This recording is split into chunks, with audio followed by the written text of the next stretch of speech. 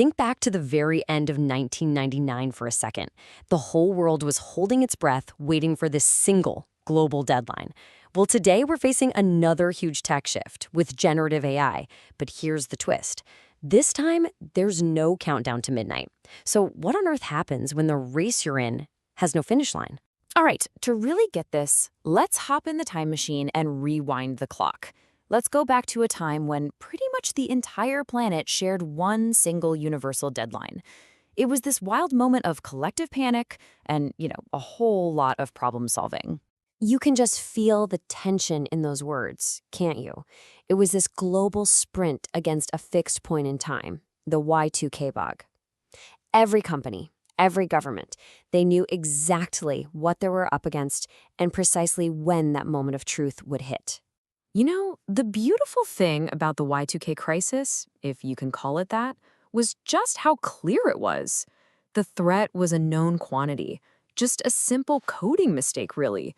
The stakes were crystal clear, and that finish line, it was totally non-negotiable. It was pass-fail, there was no middle ground. And right here, this is where the difference between then and now just pops into full view. With Y2K, we had that deadline, we knew the risk, we had the fix. The goal was super simple: avoid total failure.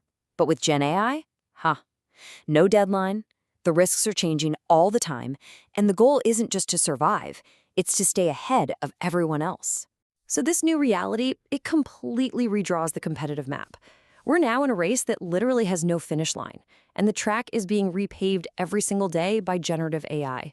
And that right there just perfectly nails the huge strategic shift we're all going through. We've gone from a technical problem with a due date to a flat-out competitive race against every other organization out there. It's not just about being ready anymore, it's about being faster than the competition. So you have to totally reframe how you think about GenAI. This isn't some project you can just tick off a list and say, done.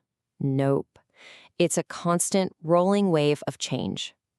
It's a capability you have to weave into the very fabric of your business, day in and day out. But of course, a race that never ends brings with it a whole new and way more complicated set of dangers. And unlike that Y2K bug, these risks, they don't just magically disappear after a certain date on the calendar. You remember the Y2K headlines, right?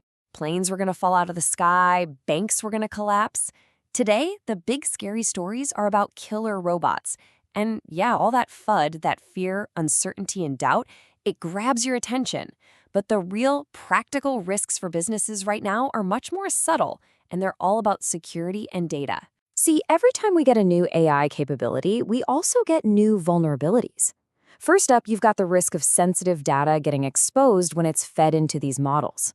Then you have bad actors who can actually manipulate the models themselves. And on top of all of that, they can use AI to put existing threats like phishing and fraud on steroids. And what that means is that security cannot be an afterthought. It's not like the Y2K fix where you could patch the code and just move on. Security in the age of AI is a constant discipline. It's something that has to be built in from the very beginning and managed pretty much forever. So this brings up a huge question. What kind of person, what kind of leader do you need to navigate this new world where the map is literally being drawn as we go? So how do we answer that? Well, let's kind of sketch out a blueprint for the ideal navigator in this new era. Someone whose experience is really forged at that crossroads of government, tech, and security. The toolkit for this modern navigator has to be incredibly diverse. It's not enough to just get AI. You have to be able to blend that with a deep understanding of cloud strategy, cybersecurity ideas like zero trust, and, the soft skills, managing executive relationships, and actually driving change. Look, you don't just wake up with this kind of expertise one day. It's a journey that often takes decades, and you can see a clear path, starting with hands-on IT work, then leading bigger teams, then moving into high-level strategy, and finally, guiding top executives on massive trends like cloud and AI. And we're not talking about theory here. This is experience that's been proven at a massive scale. It's one thing to talk about it. It's another to have actually managed portfolios worth millions, affecting thousands and thousands of people. And it demands real, proven leadership, the ability to guide big, complex teams through massive technological shifts. That kind of experience is absolutely non-negotiable.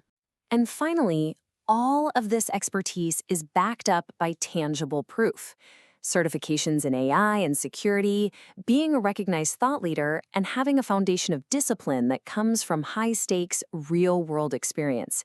It really paints a complete picture. Okay, so let's bring this all home. What does all of this, the Y2K parallel, this endless race, the profile of the person you need, what does it actually mean for you and for your organization?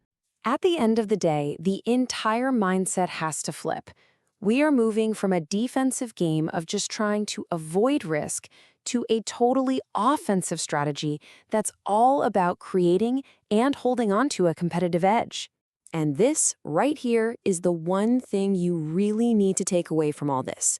If you're sitting around waiting for some Gen AI deadline to show up, waiting for that moment when you'll finally feel ready, you've already missed the starting gun.